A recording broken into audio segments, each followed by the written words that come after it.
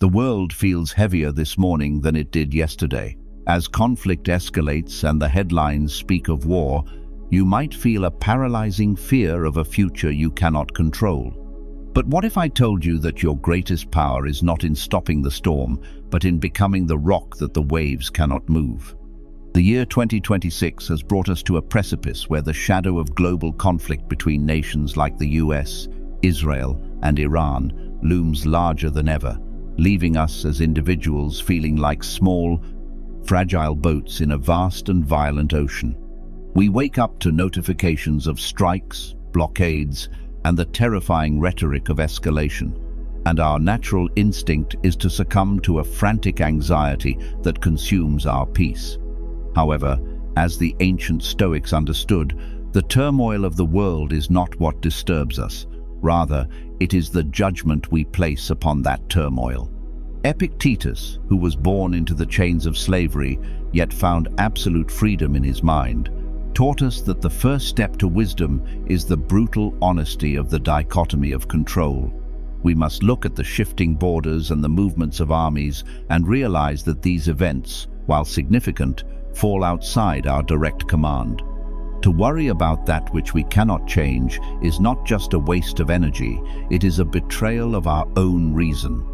When we allow geopolitical chaos to dictate our internal state, we hand over the keys to our fortress to strangers thousands of miles away. Like Marcus Aurelius, who led the Roman Empire through decades of plague and Germanic wars, we must learn to retreat into ourselves, finding that inner citadel where the noise of the world cannot penetrate. He wrote that the mind is a fire.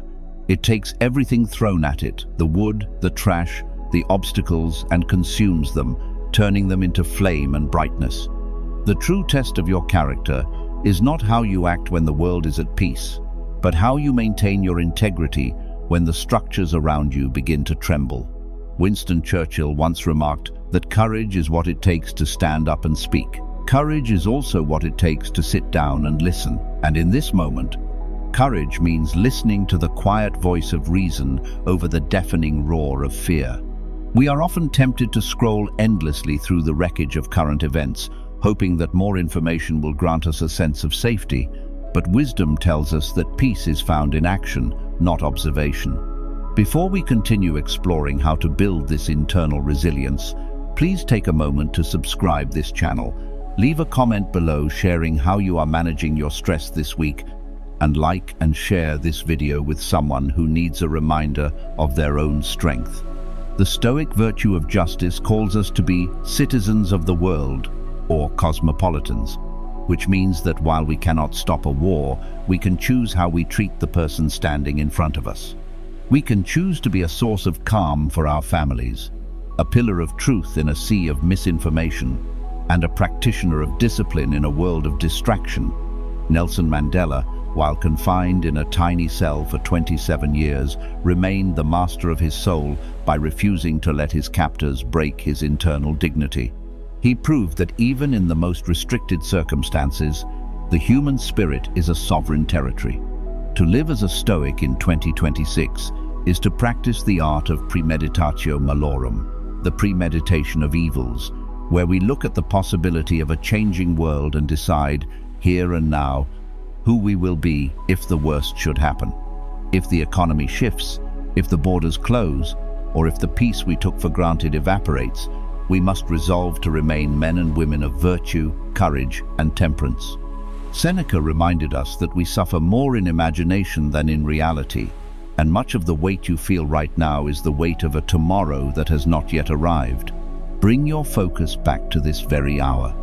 What is your duty right now? Is it to work with excellence, to care for your loved ones, to strengthen your body and mind? By focusing on the small circle of things you can control, you transform from a victim of global trends into a leader of your own life. The world may indeed be tilting, but you can remain upright. True self-mastery is the realization that while you cannot choose the cards the world deals you, you are the absolute authority on how you play the hand. Let the world be chaotic. You, however, must be the stillness at the center of the turning wheel. If you are ready to stop being a spectator to your own fear and start building a life of unshakable discipline, join our membership. There is the link in the description.